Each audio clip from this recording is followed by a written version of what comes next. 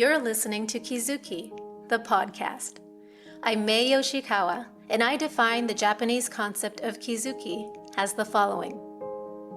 Kizuki 1. A moment of epiphany, an aha of realization or insight which opens the knower to a new dimension of truth that was formerly unknown. 2. Steps in an incremental growth of awareness, resulting in a movement from ignorance to greater awareness of the bigger picture. A kind of knowing that cannot be undone, that cannot be unrealized.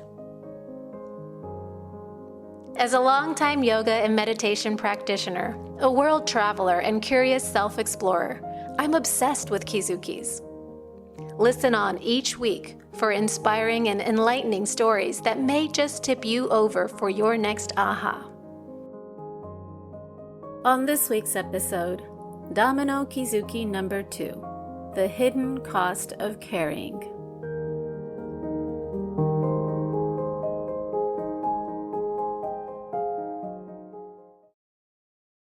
Last week on the podcast, I talked about my realization around uncovering the endurer identity, which felt like a massive unraveling of some part of me that felt so core to who I was. And I talked about realizing how much of my sense of self had been built around enduring pressure, enduring pain, and enduring life. So this week, I'm on to Domino Kizuki number 2, because that first one was so fundamental and just so enormous that it led to a series of other related realizations. And it's like this. The endurer had a close sibling. I'm calling this one the carrier, because while the endurer survives by attaching its sense of self to being the one who perseveres pain, the carrier is one who survives by holding and carrying everything. So, I think for a very long time, I mistook this carrying for love and connection. When I look back now, I think one of the deepest fears in my younger life was the fear of complete emotional severing. And although something that deep is rarely spoken aloud, I think it's true for almost every child. It's something we know instinctively. We need connection to survive, to feel loved. And that's why it's so devastating when, as a child, we don't feel seen or understood in our upbringing. When we feel emotionally alone inside our own family system. And cleverly, we each find our own way to adapt. And so did I. I think somehow, in feeling isolated and abandoned, it led me on this expedition of, well, if I couldn't be understood, then maybe I could become the one who understands, to give and to extend to others what I so longed for most. And so by my teens and 20s, I was on a quest to become the one who could understand everybody else. I became very good at noticing other people's needs and holding emotional complexity. I would always be the one to extend deep understanding first. And as I look back on those days, I realize now that wasn't just me trying to be compassionate and understanding of others.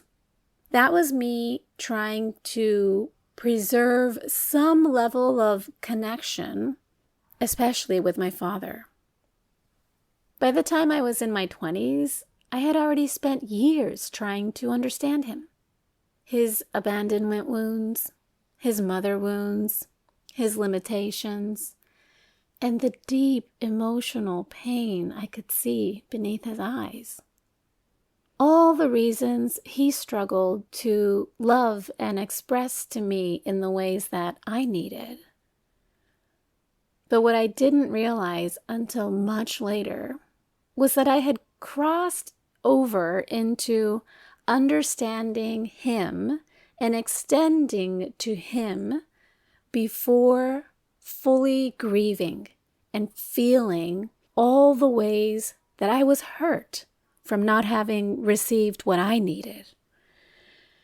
And to be honest, I don't even think I had much awareness around it because I bypassed those deep needs and longings because I just wasn't ready to feel the pain of not having them. In other words, for a long time, I unconsciously skipped over my own pain and became someone who's fluent in carrying other people's wounds and pain. And it was kind of interesting how that happened because in many ways, I think the way that the way that my mind sort of tricked myself into this was that I thought I had acknowledged my own pain too. In fact, if you knew me, you would hear me talking about it, being aware of it, being able to name it. But acknowledging pain, acknowledging grief is not the same as feeling them. And that's something that really needs to be underlined because a lot of times, especially for us folks who are curious students of heart and mind and psychology and wisdom, there's a lot of highly self-aware people who become the understanding one or the mature one or the emotionally intelligent one. But it doesn't mean that we've had the capacity to really feel, to go through the emotions and to let them wash through us.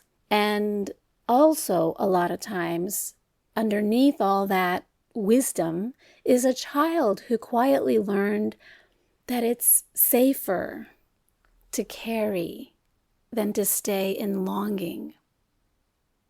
And that realization hit me hard. Because when I look at my adult life now, I can see how deeply this pattern continued. Not always in dramatic ways, but in pretty normal ways, like at home, at work, with friends, everywhere.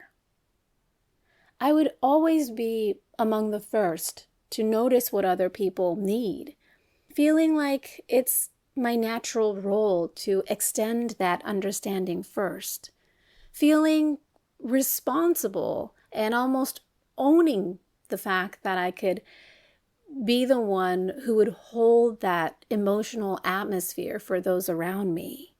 Give people the space to go through what they need to go through. But in the meantime, I didn't fully realize that it kept me from relaxing. It kept me from prioritizing my own needs. I would always have trouble delegating, and quite often I used to feel very exhausted at the end of the day, even when nothing really off happened. And I'm sure I don't need to spell out to you that the sneaky thing about this carrying thing is that the world often rewards it. People depend on you, they admire you, they need you. And so you think, oh, I'm loved. Not realizing that part of you still equates being needed with being connected. And that's a hard thing. That's a hard thing to swallow because then it makes us ask ourselves, well, if I stop carrying so much, then who am I? Because I think a part of me believed that connection itself depended on my ability to hold and carry other people's issues. That if I stopped extending these things, that I might lose that sense of connection with them. And with it, the sense of worth that I had received from that. I think one of the deepest griefs I'm touching lately is realizing how in this entire dynamic, very early on, somehow I stopped expecting to be held by others. I stopped expecting others to meet me and give me the kind of space and understanding that was second nature for me to give unto them. And in doing so, I just don't think that I served myself at all when I stopped expecting to be understood, met, and held by others. But here's the thing. In recognizing these deep-seated patterns, I'm finally allowing myself to acknowledge the pain of what I needed and didn't receive. And also acknowledge the ways that I had unknowingly participated in continuing that pattern. Because there's a difference between understanding someone and leaving yourself behind in the process. It's like bypassing, well, it's almost like using compassion or quote-unquote wisdom to bypass your own pain, your own needs. Or maybe more often than not, for some of us, we jump too quickly into forgiveness because somehow we know that forgiveness is the answer. But really, we're abandoning ourselves in the name of upholding others when we don't allow ourselves to feel the pain and grieve the loss of what we need to grieve. And in realizing all of that, once again, finally, it feels like coming home to myself.